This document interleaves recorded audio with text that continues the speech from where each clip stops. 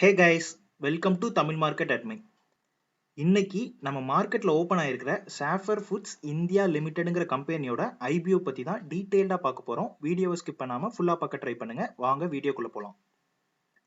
சாஃபர் foods இந்த கம்பெனியோட issue size பார்த்தோம்னா 2073 crore. ஆஃபர் ஃபார் சேல் வழியா ஃபண்டை ரைஸ் பண்றாங்க. ஃப்ரெஷ் இஷ்யூ கிடையாது. அதாவது எக்ஸிஸ்டிங் ஷேர் ஹோல்டர் அவங்க ஷேர்ஸை செல் பண்றாங்க.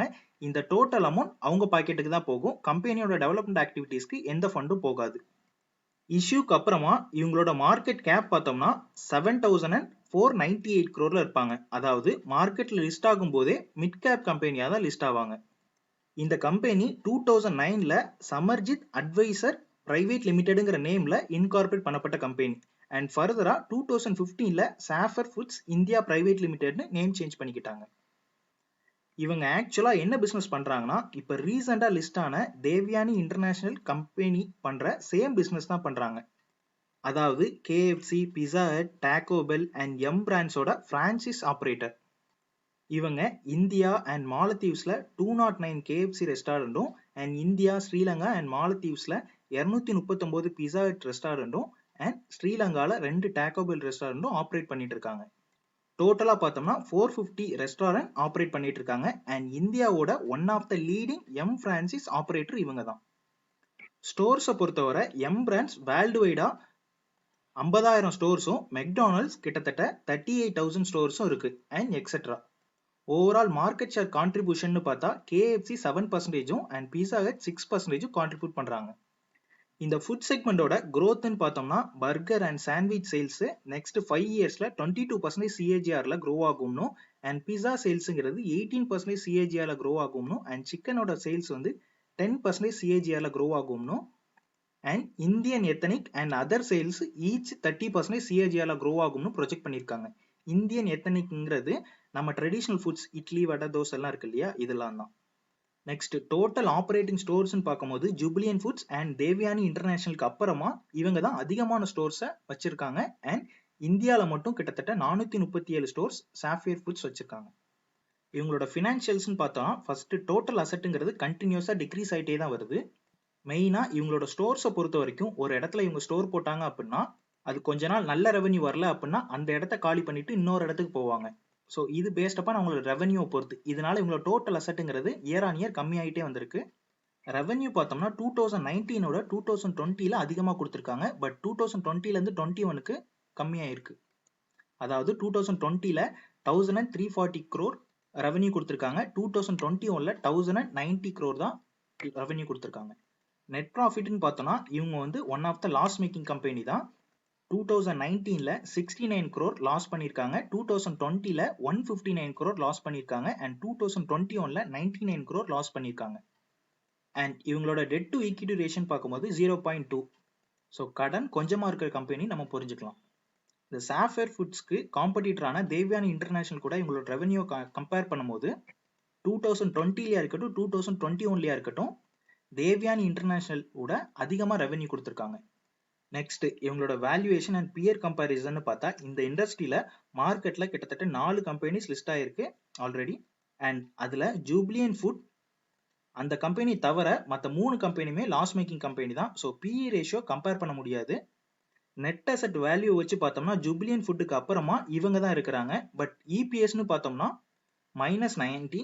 ஸோ அட்ராக்டிவ் வேல்யூவேஷன் இல்லைன்னு நம்ம புரிஞ்சுக்கலாம். நெக்ஸ்ட் இவங்களோட மேனேஜ்மெண்ட் பத்தி பார்த்தோம்னா சஞ்சய் புரோஹித் இவர் தான் இந்த குரூப்போட சிஇஓ. அண்ட் இவருக்கு 30 இயர்ஸ்க்கு மேல கன்சியூமர் ப்ராடக்ட்ஸ் அண்ட் ரீட்டைல் பிசினஸ்ல எக்ஸ்பீரியன்ஸ் இருக்கு. நெக்ஸ்ட் இவங்களோட கேஎஃப்சி பிசினஸோட CEO Deepak Tulja.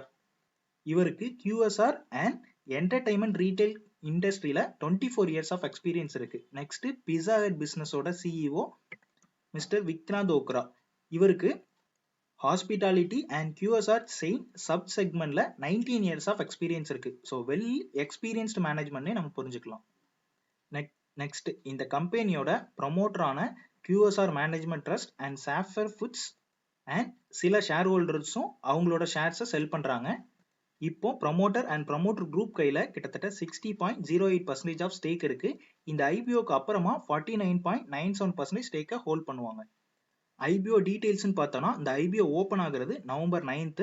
So IPO close ஆகுறது நவம்பர் 11th. ஸோ இவங்களோட ஃபேஸ் வேல்யூ பார்த்தோம்னா 10 rupees பெர் ஷேர்ல தான் வெளியே வராங்க. அண்ட் ஐபிஓ பிரைஸ் பார்த்தோம்னா லோயர் பேண்ட் 1120 rupeesக்கும் அப்பர் பேண்ட் 1180 rupeesக்கும் ஃபிக்ஸ் பண்ணியிருக்காங்க. அண்ட் மார்க்கெட் லாட்டுங்கிறது ஒரு லாட் 12 ஷேர்ஸ்னு சொல்லியிருக்காங்க. மினிமம் ஒரு லாட்டு 12 ஷேர்ஸ் நம்ம அப்ளை பண்ணி ஆகணும். So both NSC and BSC ரெண்டுத்துலையும் லிஸ்ட் ஆகுது. அண்ட் இஷ்யூ சைஸ் நம்ம ஆல்ரெடி பார்த்துட்டோம், 2073.25 crore. ஸோ டோட்டலாகவே ஆஃபர் ஃபார் சேல் தான், ஃப்ரெஷ் இஷ்யூ கிடையாது. அண்ட் ஐபிஓட அலாட்மெண்ட் டேட் வந்து நவம்பர் 16th. அண்ட் உங்களுக்கு இந்த அலாட்மெண்ட் கிடைக்கல அப்படின்னா அது ரீஃபண்ட் ஆகுறது நவம்பர் 17th இருக்கும்.